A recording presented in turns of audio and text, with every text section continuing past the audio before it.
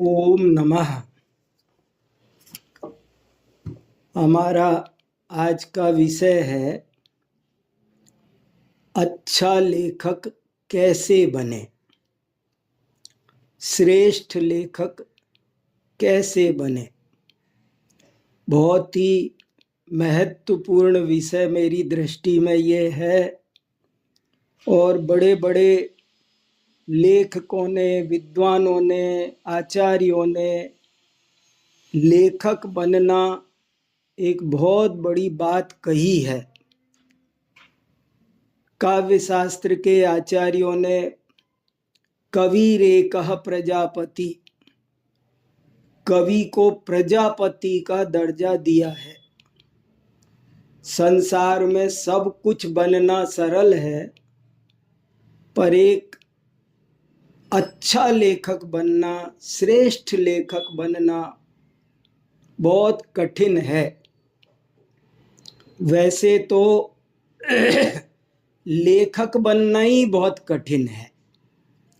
लाखों लोगों में से एक दो लोग मुश्किल से लेखक बन पाते हैं, लेकिन लेखकों की भी अभी भरमार दिखाई देती है। श्रेष्ठ लेखक तो उंगली पर गिनने लायक ही होते हैं। क्या बात है कि लाखों लेखकों में भी श्रेष्ठ लेखक नहीं मिलते हैं। श्रेष्ठ लेखक कैसे बना जाता है, आइए आज थोड़ी देर इसी पर कुछ विचार करते हैं। हालांकि मैं ये कहना चाहता हूँ कि श्रेष्ठ लेखक बनने की एक प्रक्रिया यही है कि लेखक तो बनो। पहले नंबर पर हमारे अंदर लेखक बनने की भावना जरूर होनी चाहिए। बहुत से लोग ऐसे होते हैं जो अंदर से लेखक नहीं बनना चाहते हैं, वे अच्छे लेखक कभी नहीं बन सकते हैं। जिसको लेखक बनने की इच्छा ही नहीं है, उत्साह ही नहीं है, वो तो लेखक कैसे बनेगा। इसलिए पहले नंबर तो मैं सभी से ये कहना चाहता हूँ कि वे ये तय करें कि मुझे लेखक बनना है, बल्कि अपने लेखन की शुरुआत यहाँ से करें कि हमें लेखक क्यों बनना चाहिए, ऐसा एक लेख लिखें, अथवा लेखक बनने से क्या क्या लाभ है, इस विषय पर एक लेख लिखें। आप अपने लेखन बनने के अभियान में आज से ही उतर जाएं और सबसे पहले यही लेख लिखें कि लेखक क्यों बनना चाहिए। आखिर लेखन करने से या लेखक बनने से क्या लाभ है। मेरे ख्याल से इस बात का यदि भली भांति निर्णय हो जाएगा तो लेखक बनने में बहुत सहायता मिलेगी। हमारे अच्छे लेखक बनने की फर्स्ट स्टेप यही होगी। जैसे कि इस विषय में भी आप अच्छे से सोच सकते हैं, मेरा ऐसा अनुभव है कि लेखक जीवन में जरूर बनना चाहिए। कम से कम जो लोग शास्त्री, आचार्य, बीए, एमए कर रहे हैं, साहित्य साधना, ज्ञान आराधना कर रहे हैं, उन्हें जीवन में अवश्य ही लेखक बनना चाहिए। और लेखक बनने से सबसे बड़ा लाभ ये है कि अपना ज्ञान व्यवस्थित होता है। कई बार ऐसा होता है कि हमें पता नहीं चलता है कि हमारी कहाँ कमी है, कहाँ कचास है। हमको बहुत बार लगता है कि हमें सब समझ में आ गया, लेकिन जब पेन कागज लेकर बैठते हैं तब पता चलता है कि अरे हमसे तो एक वाक्य भी नहीं बन रहा है। अपनी कचास का पता लगाना हो तो अवश्य लिखना चाहिए। लिखना दूसरों के भले के लिए ही नहीं, अपने भले के लिए भी बहुत आवश्यक है। लेखन से जगत कल्याण होगा ये तो बाद की बात है, लेकिन सभी श्रेष्ठ लेखकों ने ऐसा लिखा है कि मैं अपने लिए लेखक बना हूं। चाहे वो आचार्य कुंद कुंद हों, उन्होंने अपने लिए लिखा है, निय भावना निमित्तम। आचार्य अमृत चंद्र ने अपने लिए लिखा है कि मम परम विशुद्धि। योग सार के कर्ता योगिंदु ने अपने लिए लिखा है कि अप्पा संबोहन कया। गोस्वामी तुलसीदास ने अपने लिए लिखा है स्वांत सुखाय तुलसी रघुनाथ गाथा। मैं सच बता रहा हूं, लेखन करने से जीवन में वरदान मिलता है, मानो एक रिद्धि सिद्धि प्राप्त हो जाती है। जीवन में कभी बोरियत महसूस नहीं होती है, कभी आपको टाइम पास करने के लिए इधर उधर नहीं जाना पड़ता है। अपना उपयोग बहुत निर्मल होता है, अपने ज्ञान का कच्चापन दूर होता है, अपना ज्ञान बहुत मजबूत होता है। इसलिए जाने दीजिए जगत कल्याण को, लेकिन अपने ज्ञान को व्यवस्थित करने के लिए, अपने तत्व ज्ञान को, अपनी समझ को निर्मल करने के लिए मेरे ख्याल से जीवन में जरूर ही लेखक बनना चाहिए। और श्रेष्ठ लेखक बनने के लिए जरूरी काम ये है कि हम रोज लिखें, नियमित रूप से लिखें, एक भी दिन मानो ना छोड़ें, लिखते ही रहें। यही एक बड़ी साधना है। यदि हम लिखते रहेंगे तो एक दिन हम श्रेष्ठ लेखक बन जाएंगे। चलते रहने दो, ये साधना वर्षों चलने दो। जब हम लिखेंगे तो हमको एक न एक दिन अच्छा लिखना आएगा। हर काम के लिए अभ्यास चाहिए।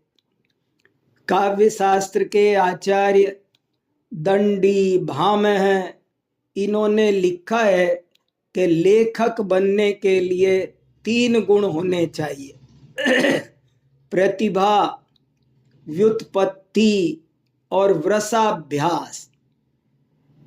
पहली बात, इतना क्षयोपशम होना चाहिए कि आप लेखक बन सको, इसे प्रतिभा कहते हैं।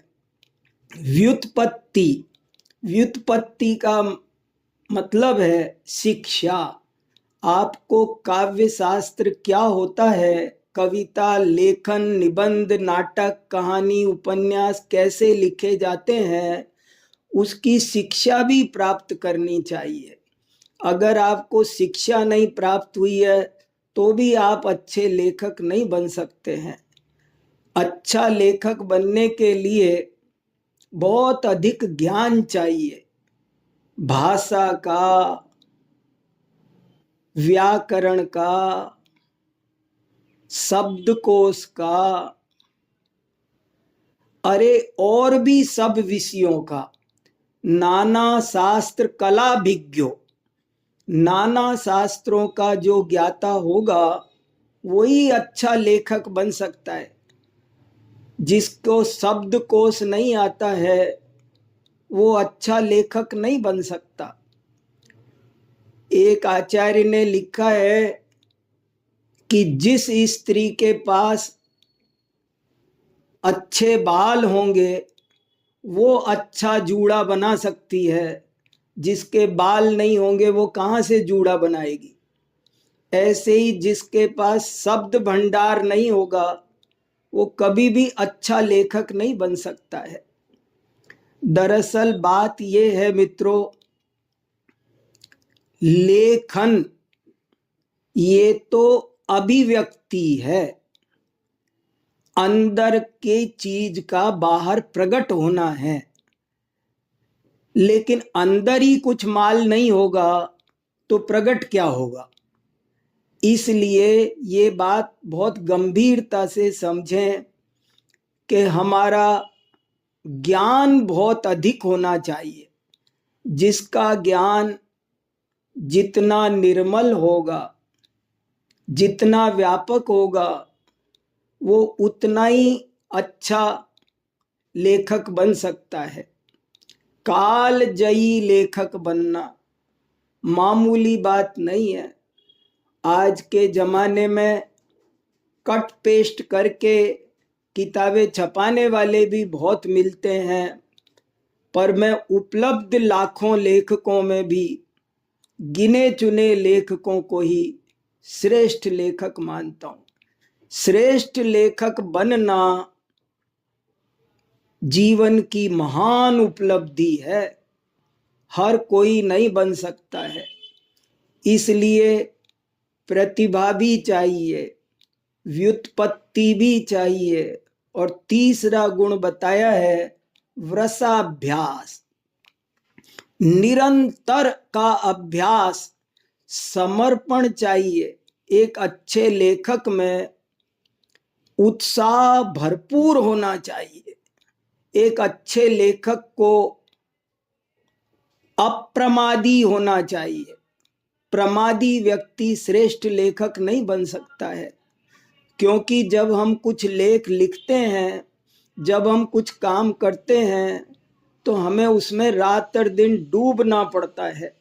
जिन खोजा तिन पाइया, गहरे पानी पैठ। समर्पण के बिना, डूबने के बिना कोई काम अच्छा होता नहीं है।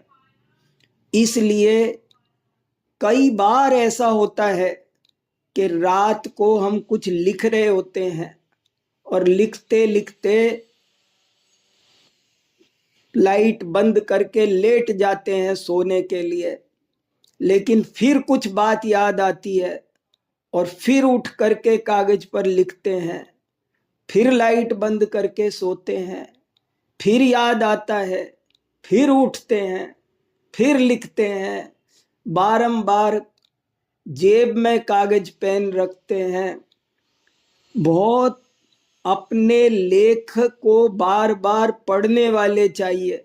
मैं ऐसे बहुत लेखकों को जानता हूं कि जो लिखते तो हैं लेकिन कभी खुद भी उसे नहीं पढ़ते हैं दोबारा। लेखक वो श्रेष्ठ बन सकता है जो स्वयं अपनी रचना को बार बार पढ़ता है, उसकी समीक्षा करता है, उसकी समीक्षा कराता है, अपने पास कुछ ऐसे मित्र रखता है कि जिनसे कहता है कि तुम शत्रुवत समीक्षा करो, तुम इसमें दोष निकालो। दोष निकालने वालों को धन्यवाद देता है, उनका उपकार मानता है, और अभ्यास की अपरंपार महिमा है। Practice makes man a perfect. अगर आप प्रैक्टिस नहीं करेंगे तो आप कभी भी अच्छे लेखक नहीं बन सकते। हमारे गुरुजी उदाहरण देते थे कि आपको फाड़ू रोग हो जाना चाहिए। फाड़ू रोग का मतलब यह है कि एक व्यक्ति रोजाना रात को 10-20 पन्ने लिखता था और लिखकर सो जाता था। सुबह उठकर फिर उनको पढ़ता था और फाड़ कर डस्टबिन में डाल देता था और दोबारा लिखता था। ये कई बार ऐसा ही होता था। तो उसकी माँ ने समझा कि इस बच्चे को फाड़ू रोग हो गया है, लिखता है और फाड़ता है। एक बार किसी ने विनोबा भावे से पूछा कि बाबा, मुझे श्रेष्ठ लेखक बनना है, बताओ क्या करूं।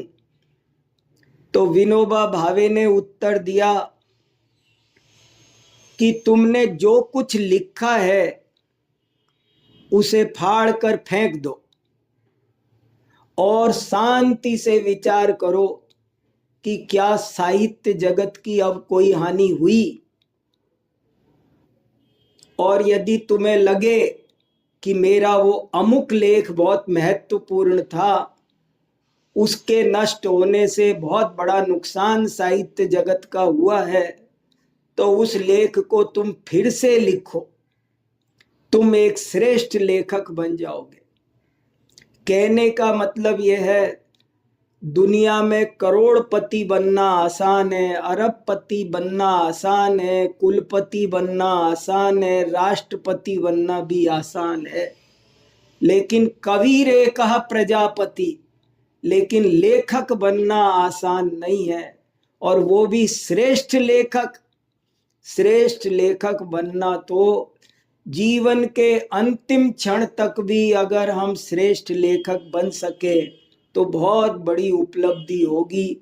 इसलिए लगे रहो, निरंतर लगे रहो। तो क्या करना चाहिए श्रेष्ठ लेखक बनने के लिए?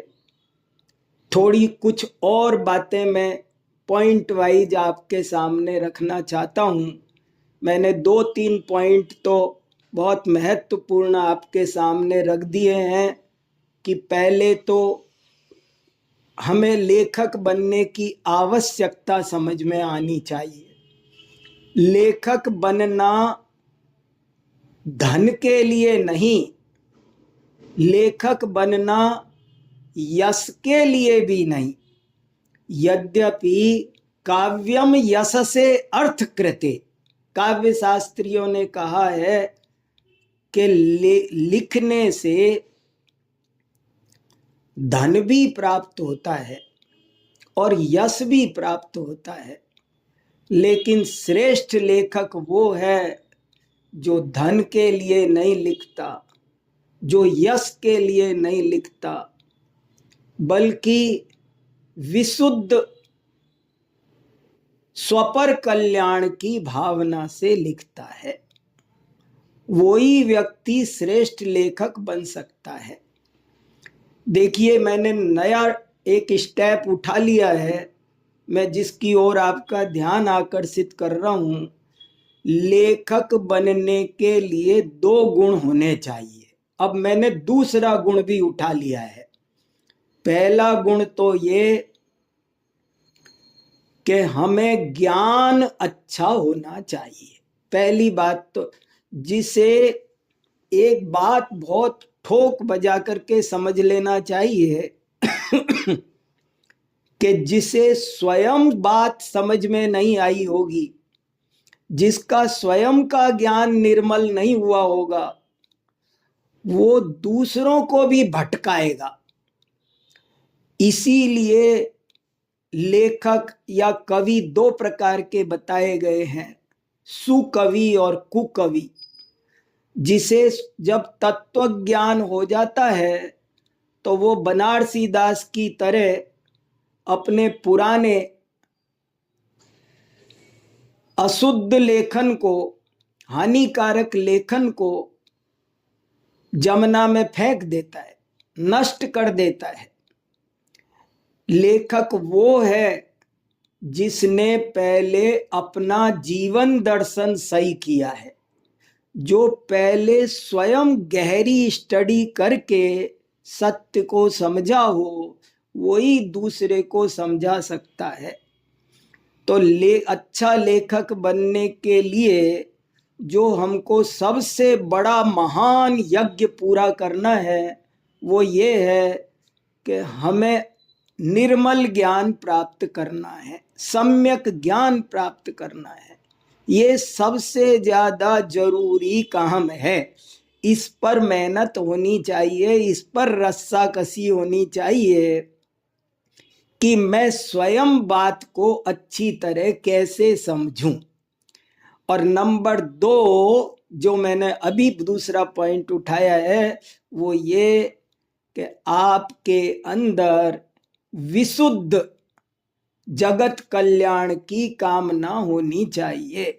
आपका दिल जगत कल्याण की कामना से लबालब भरा होना चाहिए। आपके अंदर इतना दर्द उठना चाहिए कि प्रसव को रोका ना जा सके। ऐसी प्रसव पीड़ा होती है लेखक को, जब जगत कल्याण की कामना होती है तो वो रुक नहीं सकता है, वो व्यक्त हो जाता है। लेखन तो अभिव्यक्ति का नाम है, और वो अभिव्यक्ति तब हो सकती है जब अंदर लबालब भरा हो, पक गया हो बहुत जोर से, तब जाकर के वो बाहर व्यक्त होता है। इसलिए 2 चीज होनी चाहिए, एक तो समझना अच्छे से अच्छा, आप दोनों में लगा लें क्वालिटी, बहुत बढ़िया समझ होनी चाहिए। नंबर 2 समझाने की भावना भी बहुत बढ़िया होनी चाहिए, वो ही श्रेष्ठ लेखक हो सकता है। जिसके अंदर समझाने की भावना नहीं होगी, जगत के कल्याण की कामना नहीं होगी, वो भी श्रेष्ठ लेखक नहीं बन सकता। केवल पैसे कमाने वाला, केवल यश के लिए लिखने वाला अच्छा लेखक नहीं बन सकता। अनेक लेखकों ने 50-50 किताबें लिखी, पर वे उतने श्रेष्ठ नहीं बन सके कि किसी लेखक ने एक ही रचना लिखकर बहुत बड़ी क्रांति कर दी। तो समझाने की भावना से दिल भरा होना चाहिए। एक बार गालिब से, बहुत प्रसिद्ध शायर गालिब, गजलकार गालिब से किसी ने पूछा कि आप बहुत अच्छी शायरी लिखते हैं, हमको भी शायरी लिखना सिखाओ, हमें भी प्रशिक्षण दो। लेखन बनने की बात चल रही है ना, तो उससे कहा मुझे भी शायरी लिखना सिखाओ। तो गालिब ने उत्तर दिया, वो ध्यान से सुनने समझने लायक है। गालिब ने उत्तर दिया, इश्क को दिल में जगह दे गालिब, इल्म से शायरी नहीं आती। इश्क को दिल में जगह दे गालिब, इल्म से शायरी नहीं आती। ये जो लेखन की कार्यशालाएं होती रहती है बहुत सारी, बढ़िया किताब कैसे लिख करके आप दुनिया में कैसे बेस्ट सेलर बन सकते हो, आपको बहुत मोटिवेशनल स्पीकर मिलेंगे, बहुत कार्यशालाएं होती है। और जिन्हें लेखक बनना है उन्हें उनको भी एक आध को अटेंड कर लेनी चाहिए। मैंने भी की है, उनसे भी लाभ होता है। लेकिन मेरा कहना है कि उनसे भी आप श्रेष्ठ लेखक नहीं बन सकते। जब दिल में दर्द उठता है तो अपने आप उसकी टूटी फूटी भाषा भी, कबीर एक श्रेष्ठ लेखक है, लेकिन उसने कितना प्रशिक्षण प्राप्त किया था ये विचार करने की बात है। योगींदु देव श्रेष्ठ लेखक हैं। मुनि राम सिंह पाहुड़ दोहाकार श्रेष्ठ लेखक हैं, और भी अनेक मध्यकाल के संत श्रेष्ठ लेखक हैं। लेकिन उन्होंने कितनी ट्रेनिंग ली थी ये भी समझने की, माने प्रशिक्षण का अपना महत्व है। मैं ये नहीं कह रहा हूं कि प्रशिक्षण का कोई महत्व नहीं है। देखो, 2 चीज जब तक नहीं आएगी तब तक हम श्रेष्ठ लेखक नहीं बन सकते। एक तो स्वयं ज्ञान अच्छा होना चाहिए, नंबर 2 समझाने की भावना अच्छी होनी चाहिए। अच्छी शब्द में बहुत कुछ भरा हुआ है। बहुत निर्मल होनी चाहिए। आत्मानुशासन में एक श्लोक आता है कि अच्छा वक्ता कौन होता है? समंत भद्र क्यों कवि चूड़ामणि है। आत्मानुशासन में एक श्लोक आता है, जनाघनाश्च वाचाला सुलभा व्रथोत्थिता दुर्लभा यंत्राद्रासु जगदभ्युदय जिहिर सवा। कि ऐसे जन और ऐसे घन तो दुनिया में बहुत मिलते हैं जो व्यर्थ ही उठकर गर्जना करना शुरू कर देते हैं, लेकिन ऐसे जन और घन मिलना दुर्लभ है जो जगत कल्याण की कामना से अंदर में गीले हो रहे हैं, भीगे पड़े हैं, फूटने ही वाले हैं, बरसने ही वाले हैं। तो दो बातें एक तरह से जिस पर मैं बहुत डिटेल में जोर देकर आपके सामने कहना चाहता हूं। एक तो अपना ज्ञान बढ़ाना चाहिए। जिसे श्रेष्ठ लेखक बनना है उसको ज्ञान बढ़ाना चाहिए, और ज्ञान दो तरह का बढ़ाना चाहिए। एक तो विषय वस्तु का, क्या बात, जो बात आपको कहनी है उस पर आपको बहुत परिश्रम करना चाहिए, बहुत चिंतन करना चाहिए, और उसके विपक्ष में भी सोचना चाहिए।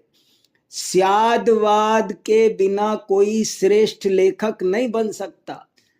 मैं अंडरलाइन कर रहा हूं मेरा वाक्य, स्यादवादी ही श्रेष्ठ लेखक हो सकता है, वरना वो एक पक्ष लिखेगा, एकांतवाद का विष बहाएगा वो अपनी किताबों में और कुछ नहीं करेगा, खुद भी डूबेगा और दूसरों को भी डुबाएगा। हर विषय पर आपको उसके विपक्ष में जाकर जरूर सोचना चाहिए, सिक्के का दूसरा पहलू जरूर देखना चाहिए, और वो भी उतना गलत नहीं होता है जितना हम अक्सर समझ लेते हैं। इसलिए एक स्यादवाद हमारे जीवन में कुतुब नुमा का काम कर सकता है। जो व्यक्ति स्यादवादी होगा वो ही निर्मल ज्ञान कर सकता है। तो इसलिए पहले नंबर मैं अपने विषय का चार्ट बना सकता हूँ। मेरे बस का नहीं था, नहीं मुझे स्वानुभव जी ने कहा था पीपीटी वगैरह बनाने को, मैं नहीं बना सका, लेकिन मेरे चित्त में मेरी बात बहुत व्यवस्थित है। और अभी सुबह से तो मुझे कहीं जाना था तो गया नहीं, क्योंकि मेरा इस विषय में मन लग गया, डूब गया है बहुत गहराई से। और मैं विचार कर रहा हूं कि श्रेष्ठ लेखक कैसे बना जा सकता है। पहले नंबर, आप स्वयं बात को अच्छी तरह समझें। विषय वस्तु गलत नहीं जानी चाहिए आपकी लेखनी से। कलम तुझे ईमान की कसम, ईमान की सर कटा सकते हैं लेकिन सर झुका सकते नहीं। एक लेखक का अपराध जन्म जन्मांतर खराब करने वाला है, और एक लेखक का काम किसी के जन्म जन्मांतर सुधारने वाला है। ये मजाक काम नहीं है, ये छोटा काम नहीं है। आपकी जरा सी गलती किसी पर भारी पड़ सकती है, और आपकी जरा सी सावधानी बहुत लोगों का कल्याण कर सकती है। इसलिए पहले नंबर तो विषय वस्तु की बहुत बढ़िया समझ करनी, बिल्कुल निष्पक्ष होकर। लेखक बनने के लिए न्याय शास्त्र की आत्मा समझनी चाहिए। अगर आपके अंदर पक्षपात है तो आप कभी भी महान लेखक नहीं बन सकते। आपको सार्वजनिक लेखक बनना चाहिए। वस्तु स्वरूप जैसा है, आपको किसी से कोई मतलब नहीं होना चाहिए। आपको तत्व ज्ञान, जो कहते हैं ना, हम तो सिर पर कफन ओढ़कर निकले हैं, इतना त्याग की भावना जिसमें होगी। बड़े बड़े लोग जहर का प्याला पी गए, फांसी पर लटक गए, मगर गलत नहीं लिखा, गलत नहीं बोला, तो लेखक बनना एक क्रांतिकारी कदम है।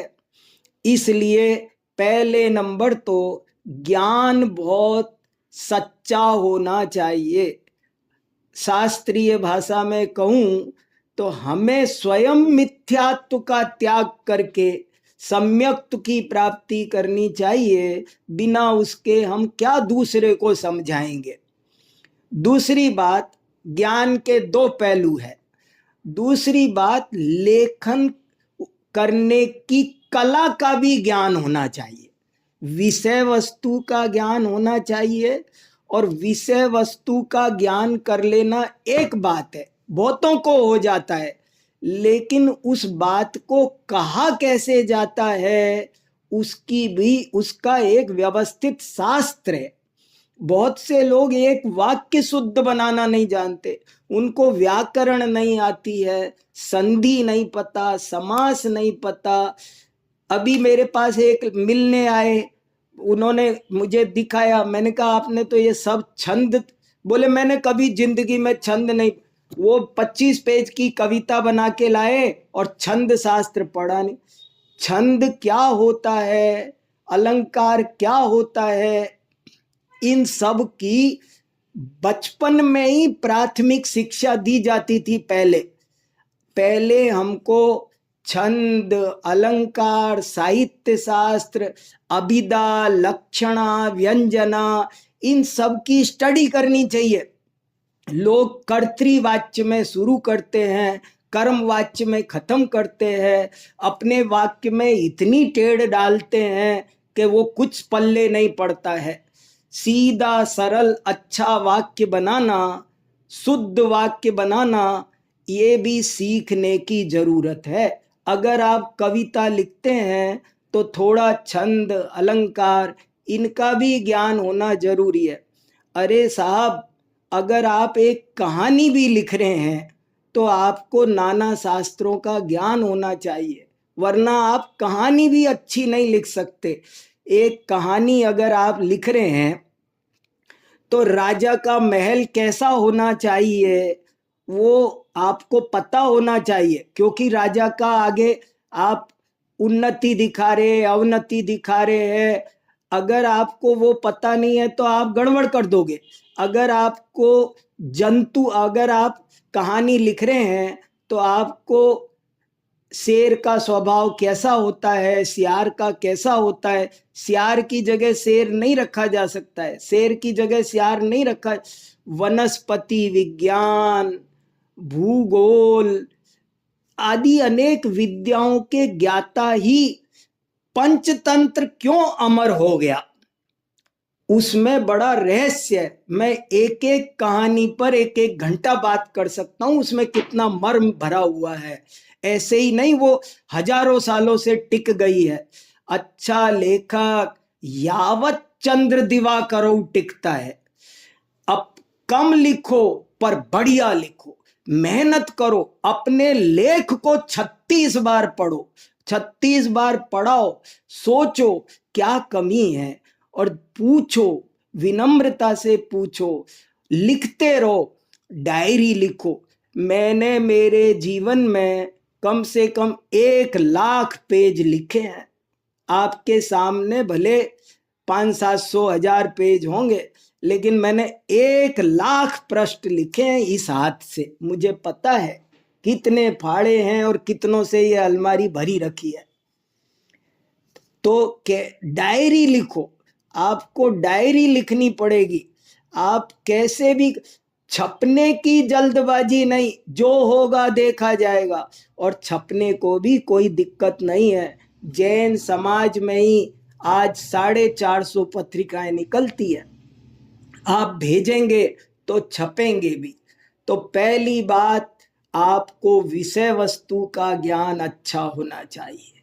नंबर 2, आपको लेखन कला क्या होती है इस पर भी बहुत विधिवत वर्कशॉप अटेंड करनी चाहिए।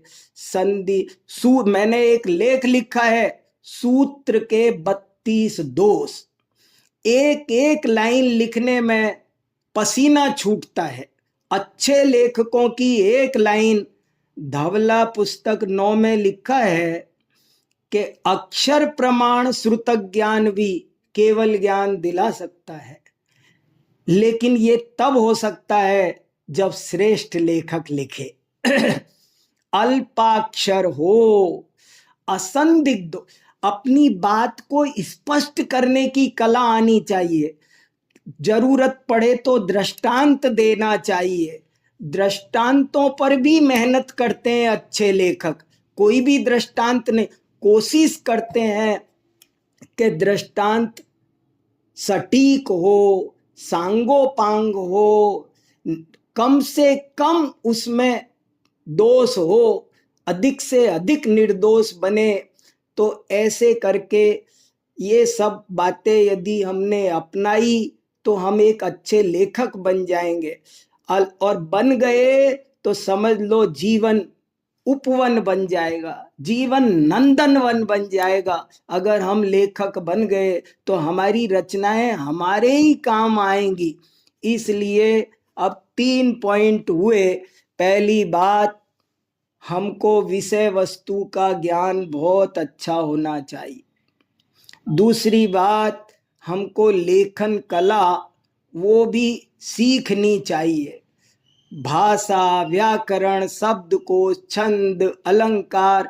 अगर आप जो विषय, अगर आप नाटक लिख रहे हैं तो आपको आपकी पर्यवेक्षण क्षमता बहुत गहरी होनी चाहिए। देश काल वातावरण का ज्ञान नहीं हुआ। एक और बहुत जरूरी पॉइंट है श्रेष्ठ लेखक बनने के लिए, और उस पर भी मैंने एक लेख लिखा है, जैनाचार्यों की समकालीन युग चेतना। एक लेखक को क्या चीज कैसे कही जाती है, वर्तमान में क्या माहौल है, ये भी जानना बहुत जरूरी है।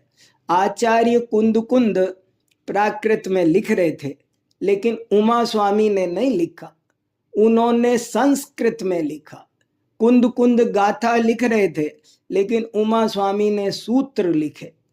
और उन्होंने ये लिखा, लेकिन बाद में आगे चलकर बनारसी दास ने ये नहीं किया, स्वयंभू ने ये नहीं किया।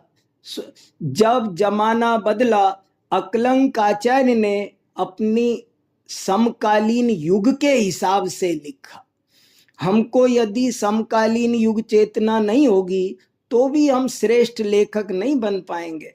जब प्राकृत चलती थी तो प्राकृत में लिखा, संस्कृत चली तो संस्कृत में लिखा, अपभ्रंश आई तो अपभ्रंश में लिखा, पुरानी हिंदी ब्रज अवधि आई तो वो लिखा, पद चल रहे थे तो जैन कवियों ने पद लिखे। जो जो समय की मांग है, एक अच्छा लेखक ये भी जानता है कि क्या समय की मांग है, किस शैली में वो बात कही जा सकती है, कहनी चाहिए। भाषा का बहुत फर्क पड़ता है।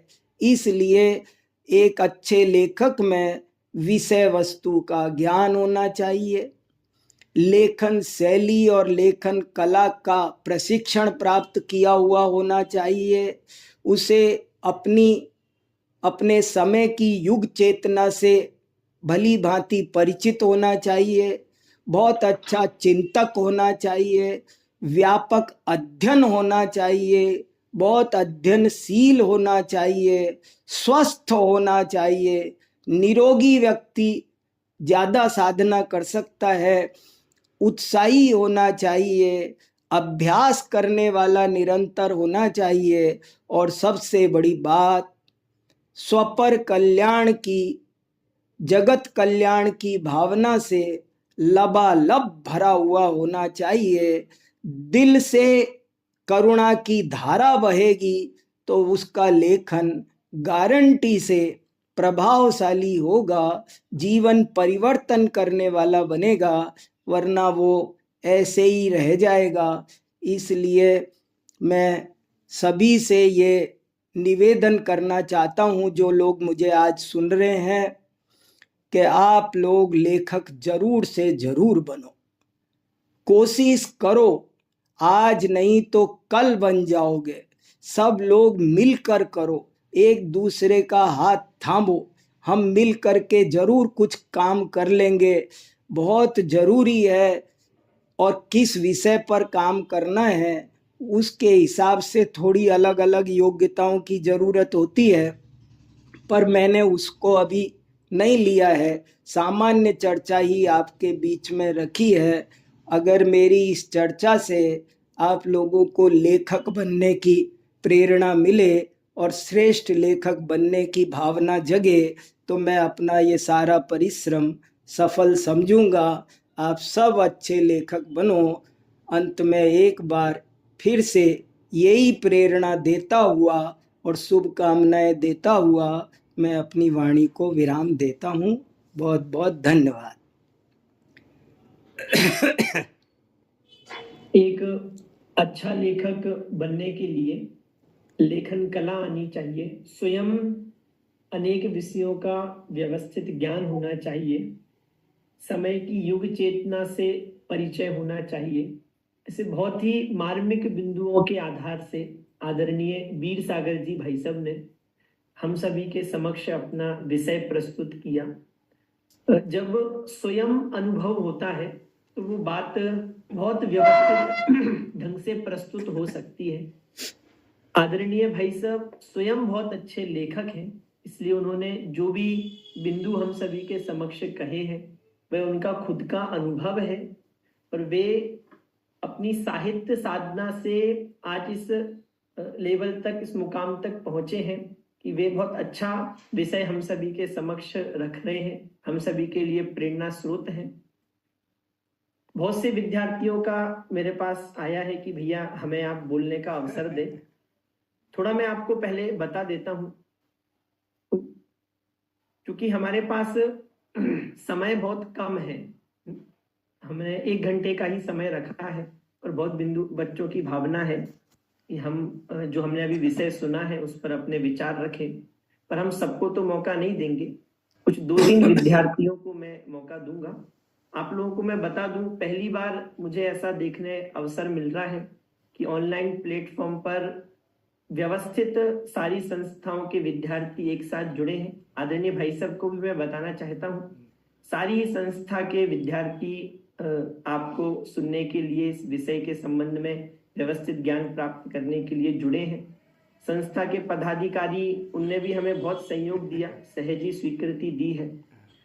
सबसे पहले मैं ज्ञानोदय संस्था से सभी विद्यार्थी सुन रहे थे, उनमें से अमन जैन को बुलाना चाहता हूं। उन्होंने विषय सुना, उन्हें क्या बात समझ में आई है। अच्छा, आप पूरा विषय बोलेंगे तो बहुत समय लगेगा, आप लोगों को सिर्फ 3 से 4 बिंदु बताने हैं कि भैया ये बिंदु हमें बहुत अच्छे से समझ में आए हैं और हमें प्रेरणा मिली है कि हमें एक अच्छा लेखक बनना है। मैं सबसे पहले अमन को बुलाना चाहता हूँ, उसे स्पॉटलाइट पर ला दी। अमन जैन। जय जैन। आदरणीय गुरु जी को मेरा सादर जय जैन, और सोनू भैया आपका धन्यवाद, आपने मुझे अवसर दिया। तो आज की इस मीटिंग में आदरणीय गुरु जी से हमें बहुत कुछ समझने को मिला, जिसमें से हमने सीखा, क्योंकि हम सब यहाँ जो बैठे हुए हैं कुछ ना कुछ लिखते रहते हैं, तो अच्छा लेखक कैसे बनने, इसके लिए जो सर्वप्रथम कड़ी है, सर्वप्रथम मूल बिंदु है कि मुझे लेखक क्यों बनना है या लेखक बनने से क्या फायदे हैं, इसको जानना सर्वप्रथम आवश्यक है। और लेखक बनना है ऐसा दृढ़ निश्चय जीवन में होना आवश्यक है। साथ ही लेखक किस लिए बनना, तो आत्म कल्याण के लिए लेखक बनना और जगत कल्याण के लिए लेखक बनना। और इसमें एक याद रखने योग्य बात यह भी है कि यश के लिए कभी लेखक नहीं बनना। यश तो आप जितना अच्छा लिखेंगे, यश और धन तो उतना मिल जाएगा आपको, और कम से कम लिखकर अधिक प्रसिद्धि पाने वाले भी लेखक इस इतिहास, मतलब हमारे इतिहास में हुए हैं। तो अच्छा लिखें और श्रेष्ठ लिखें, इस प्रकार से हमें लिखना चाहिए। साथ में कुछ बातों को ध्यान रखना और आवश्यक है कि जो हम लिख रहे हैं उस विषय पर हमारा चिंतन होना आवश्यक है। जब तक वह विषय हमें स्वयं अंतरंग में नहीं उतरेगा, तब तक हम सामने वाले व्यक्ति को नहीं समझा पाएंगे। या फिर मान लीजिए अगर हम जो विषय समझ गए हैं वो हमें सभी को समझाना है, तो पहले अंतरंग में उतरना आवश्यक है। जब तक उस पर चिंतन नहीं होगा, उसका अनुभवन नहीं होगा, तब तक वह विषय हम सबको नहीं समझा पाएंगे। और ठीक है अमन भाई, अभी अपन इतना ही रखते हैं। बहुत बहुत धन्यवाद, आपने बहुत अच्छे से विषय ग्रहण किया है। सर्वार्थ सिद्धि से हमारे समक्ष बहनें सुन रही हैं। आप में से किसी ने मुख्य बिंदु लिखे हैं? हाँ, मैं आपको अनम्यूट का मैंने ऑप्शन दिया है। जो भी आपने लिखा है 2 से 3 बिंदु आप लोगों को बोलने हैं। अच्छा, ये आपका अभ्यास चल रहा है, इसलिए मैं आपको थोड़ी वास्तविकता भी बताऊं। सबसे पहले हमने वीर सागर जी भाई साहब को इसलिए बुलाया, मैंने उनसे निवेदन भी किया। उनका भाई साहब ये पहली बार कार्यक्रम हो रहा है और ये शुरुआत है, तो अव्यवस्थाएं भी थोड़ी होंगी और विद्यार्थियों को उसके अनुसार ढलने में भी थोड़ा सा समय लगेगा। तो उनने सहज स्वीकृति दी कि भैया हम आप तो सब घर के ही हैं, है ना। तो आप लोग लेकिन थोड़ा सा ये सिस्टम समझ लें। अगली बार से अपन और इसको व्यवस्थित करेंगे। सभी संस्था के पदाधिकारियों से भी मैं व्यक्ति सह बात करूंगा, तो आप लोग सभी व्यवस्थित जुड़े। सबको मुख्य बिंदु निकालने हैं और सबको लिखना है। थोड़ा मैं आपको प्रारूप भी अभी बताऊंगा। जैसे सबसे पहले जो भी वक्ता से हम निवेदन करेंगे, तो मैं आपको 10 दिन पहले वो विषय बता दूंगा। उसके संबंध में आपको जो प्रश्न हो वो आप मुझे पहले ही भेज देवे। वे सारे प्रश्न हम वक्ता को पहले ही भेज देंगे। वक्ता से भी हम विषय मंगा रहे हैं, उस विषय को हम व्यवस्थित उसकी पीपीटी हम खुद बनवाएंगे, वक्ता से चेक कराएंगे और वो पीपीटी भी आपके सभी संस्था के जो पदाधिकारी हैं उनको हम भेज देंगे, तो आप लोग पहले से उसको भी एक बार देख सकेंगे। फिर विषय प्रस्तुति का भी ढंग हम थोड़ा सा बदल देंगे। जैसे बीच बीच में भी आपसे कुछ प्रश्न पूछे जाएंगे। उसके बाद 40 मिनट होने के बाद इंटरैक्शन, मतलब हम आपसे कुछ प्रश्न पूछेंगे, आप हमसे कुछ प्रश्न पूछेंगे, वक्ता से चर्चा होगी। तो ऐसा पूरा प्रारूप रहेगा, है ना। तो अभी हमने इसलिए वीर सागर जी भाई साहब से निवेदन किया है, पर अभी उनका ये काउंट नहीं हुआ है ना। वापस से भाई साहब हमें लाभ देंगे ही। चलिए, अभी हम सर्वार्थ सिद्धि से बहने, किसने लिखा है स्पॉटलाइट पर ला दे।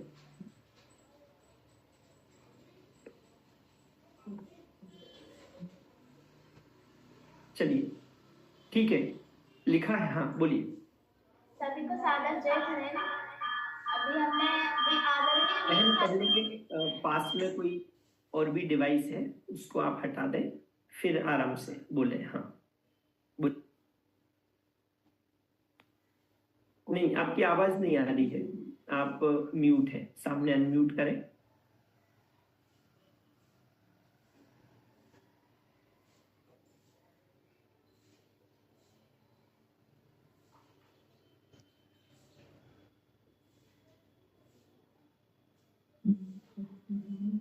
हाँ बोलो। बोलिए।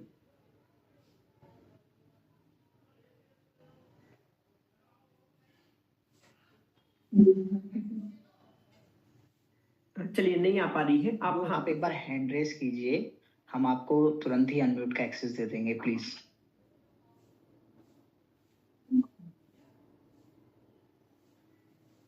हाँ, सभी को सादर जय हिंद। अभी हमने आदरणीय वीर सागर जी द्वारा सुना कि अच्छे लेखक कैसे बने। उसमें से कुछ बिंदु लिखा है कि लेखन करने से जगत का कल्याण तो होता ही है, परंतु जो सभी लेखक लिखते हैं वो किस लिए लिखते हैं कि उससे लेखन करने से वो स्वयं के लिए लेखन लिखते हैं। ऐसा बहुत सारे आचार्यों ने भी लिखा है।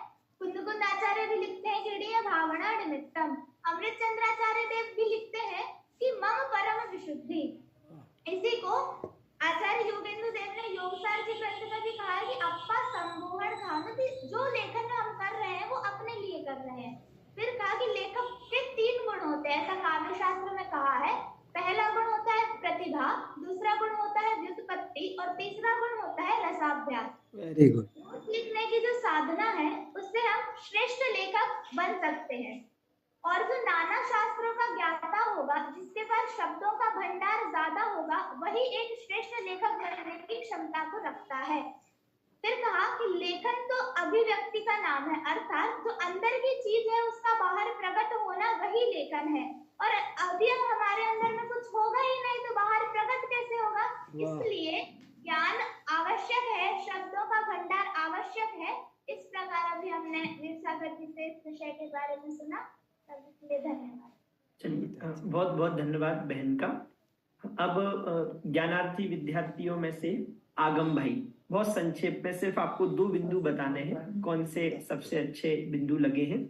इसके बाद शाश्वत धाम से में से कोई बहन बोलना चाह रही है, उनको हम अवसर देंगे।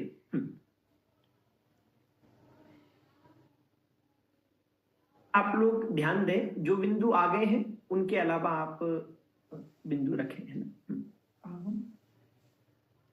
आगम भाई, आप हैंड रेस करें जिस भी डिवाइस से जुड़े हैं, तो मैं आपको अनम्यूट करूं।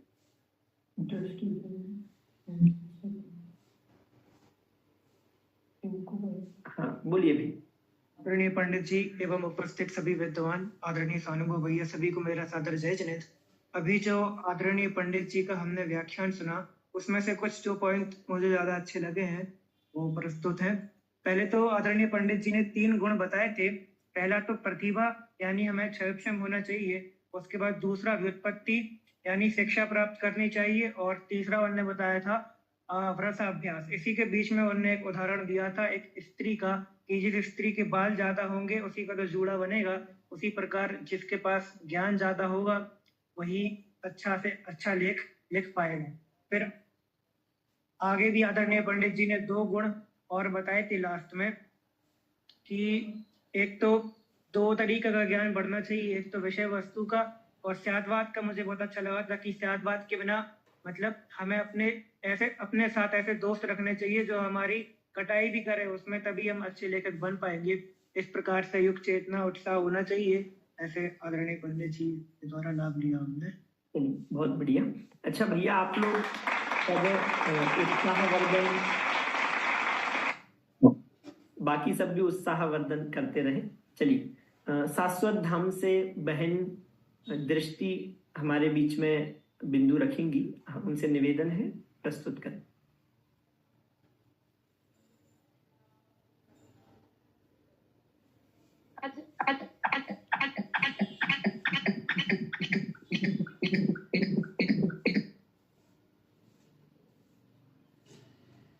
आज हमने आदरणीय वीर सागर जी के वक्तव्य को सुना, अच्छा लेखक कैसे बने। उसमें हमें सबसे अच्छे बिंदु ये लगे कि स्यादवादी सच्चा लेखक है। अगर वो स्यादवादी नहीं होगा तो वो अपनी जितनी भी रचनाएं करेगा उसमें एकांत के ही पक्ष को लिखेगा। फिर उसके बाद एक जो लेखक है वह कि अगर गलत लिखेगा तो किसी के जन्म जन्मांतरों को बिगाड़ सकता है, और अगर अच्छा लिखेगा तो किसी के जन्म जन्मांतर सुधरने का काम कर सकता है। और जो अच्छा लेखक होता है इसलिए उसको यावत चंद्र दिवाकरु ऐसा कहा। और कोई अगर सोचे कि हम इतना लिख रहे हैं तो इसकी छापन वगैरह कैसे होगा, तो उसके लिए भी बताया कि हमारे जैन समाज में अभी 450 पत्रिकाएं छप रही हैं, तो हमें उसकी कोई चिंता नहीं है कि हम मतलब कोई भी लेख वगैरह लिखे नहीं लिखे, उसका छापन क्रिया वगैरह कैसे होगी। फिर सबसे अच्छा ये लगा कि जैन आचार्य की समकालीन संचेतना पर आपने जो लेख लिखा है उसके बारे में भी आपने बताया कि आचार्यों ने भी सबके अपने अपने काल के अनुसार, जब प्राकृत चली थी तो प्राकृत लिखी, जब सूत्र की भाषा लिखनी थी तो सूत्र के रूप में भी सब लिखा। तो समय की क्या मांग थी उस आधार पर आपने ग्रंथों की रचना की आचार्यों ने। तो उसी प्रकार हमें भी देखना चाहिए कि हमारे समकाल की मांग क्या है और उस के आधार पर ही हमें रचना करनी चाहिए। इस प्रकार। चलिए, बहुत बहुत धन्यवाद।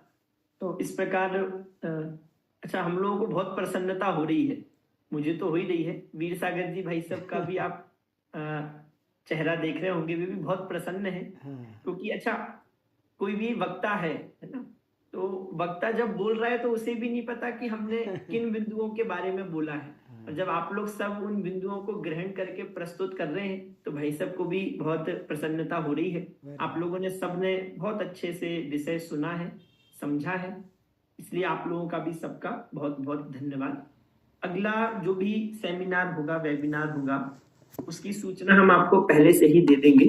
बस थोड़ा सा हम अनुशासन रखें, समय से जुड़े, व्यवस्थित। जो भी वक्ता हमने बुलाए हैं, आमंत्रित विद्वान, उन सबका समय बहुत कीमती है, तो हम उसका उपयोग कर सकें। चलिए, अभी सभी का बहुत बहुत धन्यवाद। मैं राजेश जी भाई साहब, जो कि इस आयोजन में हमारे अनन्य सहयोगी हैं, मैं उनसे निवेदन करना चाहता हूं, वे आभार प्रदर्शन के लिए पधारें। राजेश जी भाई साहब।